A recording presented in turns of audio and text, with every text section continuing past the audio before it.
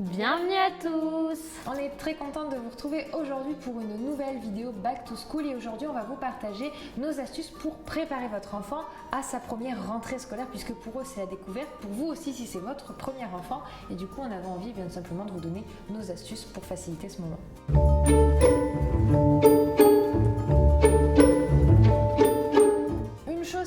Plutôt pas mal à faire avec l'enfant, c'est tout simplement de le régler au niveau hors du coucher par rapport à l'heure qu'il va se réveiller à l'école. Parce que si votre enfant, comme les nôtres, n'ont pas été en collectivité avant, eh bien, ils n'ont pas l'habitude de se réveiller à une heure précise parce qu'il y a tout simplement crèche comme ils peuvent avoir pour certains enfants, et bien là il va y avoir école. Donc s'il faut être à 8h30, eh bien il va falloir se lever, ça dépend de là où on est, 7h, 7h30, 8h, ça dépend de chacun.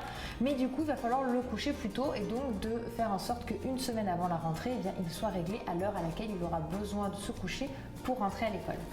Oui, ce que tu veux dire, c'est réveiller l'enfant une semaine avant la rentrée, comme s'il y avait école. Ça va lui permettre de prendre le rythme et de ne pas être fatigué le matin quand la première semaine d'école va commencer. Il y a une chose moi que j'aime bien faire, c'est surtout quand c'est une première rentrée, de découvrir avant la rentrée avec l'enfant le chemin pour aller à l'école. Alors moi j'aime bien y aller à pied, je sais que toi tu y vas en voiture, parce que tu peux pas, c'est trop loin. Moi c'est juste à côté, donc effectivement on fait le trajet. On a découvert ensemble la grille de l'école, ça devient concret, on va découvrir la liste des classes aussi. Le moment où vous passez avec votre enfant devant l'école va lui permettre bien, de concrétiser ce qui va se passer.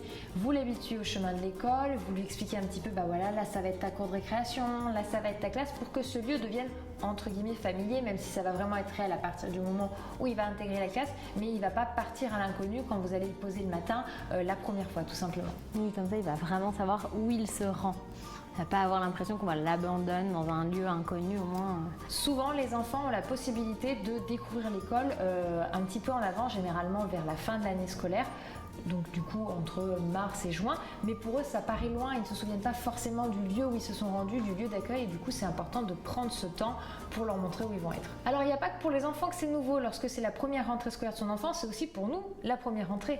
Donc du coup il va falloir prendre ce nouveau rythme le matin, et de façon à gagner du temps, ce que je trouve pratique c'est d'organiser les tenues à la semaine de ses enfants. Déjà on gagne du temps, on réfléchit pas disant à savoir quelle tenue mettre, on peut permettre à l'enfant de mettre lui-même sa tenue en choisissant des vêtements adaptés comme on en a déjà eu l'occasion de vous en parler, et le matin au moins vous avez peut-être plus de temps pour pouvoir rassurer votre enfant s'il apprend encore un petit peu l'école, de prendre le temps de déjeuner et de passer ce petit moment avec votre enfant parce que maintenant il n'est plus là la journée, il est à l'école. De la même façon qu'on vous en avait parlé pour l'organisation valise, vous pouvez préparer les tenues dans des petits sacs avec le jour de la semaine, comme pour les vacances finalement.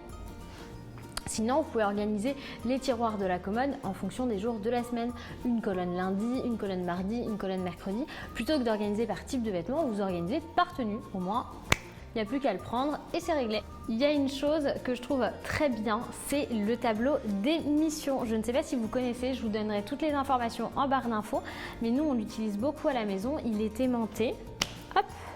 Du coup, j'ai la chance d'avoir une porte métallique, donc ça va sur la porte de la maison. Vous pouvez le mettre sur le frigo, là où vous avez envie, en fait, tout simplement. Et Eliora va pouvoir rythmer sa journée en fonction de ses missions. Par exemple, pour le soir, je mets mon pyjama, elle va aller le ranger dans sa chambre dès qu'elle a fait sa mission. Et ça, vous allez pouvoir rythmer la journée de votre enfant grâce à ça. C'est très ludique, ça lui plaît beaucoup. Ça lui donne vraiment un but, en fait, dans les activités de la journée, comme je me lave les mains, elle va se laver les mains et elle vient mettre je me lave les mains dans la salle de bain. Et ainsi de suite, on a je range mes jouets, pareil dans sa chambre, je me lave dans la salle de bain et vous allez pouvoir choisir même les missions, les personnaliser. Il y a plusieurs possibilités. Ça, ce sont des missions très simples. Je vais au lit, je fais mon lit, je brosse mes dents, je dîne, je prends mon petit déjeuner. Et c'est vrai que ça va aider l'enfant à reprendre le rythme de l'école grâce à ces petites missions tout simplement qu'il va avoir à faire. Plutôt qu'une horloge qui reste vraiment pas quelque chose de concret pour les enfants qui n'ont pas cette notion de temps, la notion des missions, ça va apporter un espace-temps, si je puis dire, sur sa journée. Ça permet tout simplement de rythmer la journée de l'enfant qui ne sait pas qu'à 16h c'est l'heure de goûter, qu'à 10h c'est l'heure de la récréation de l'école.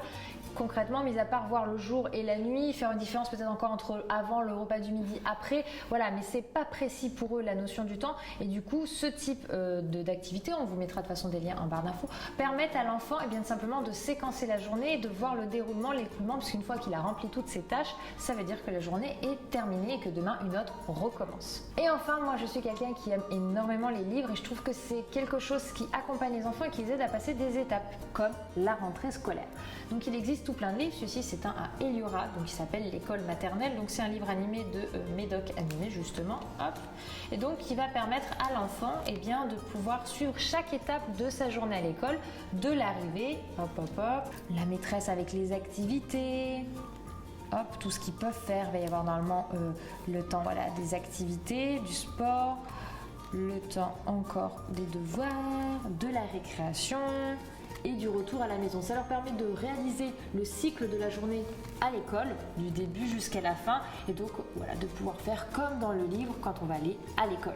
Oui, j'aime beaucoup ce livre. Médoc Animé, ils font ça sur pas mal de choses, que ce soit des faits historiques ou des moments de vie. L'école maternelle, je crois qu'il y a aussi sur la crèche, il y a beaucoup de choses au niveau des activités aussi. Et ce qui est bien, c'est qu'il va retracer tout le cycle de la journée, ce qui va pouvoir permettre à l'enfant de visualiser et de se projeter sur cette journée à l'école maternelle finalement. Enfin voilà, on espère que ces petites astuces vous seront utiles. Comme d'habitude, n'hésitez pas à partager les vôtres en commentaire. Vous pouvez également nous mettre un petit pouce bleu pour nous encourager. Allez, au revoir.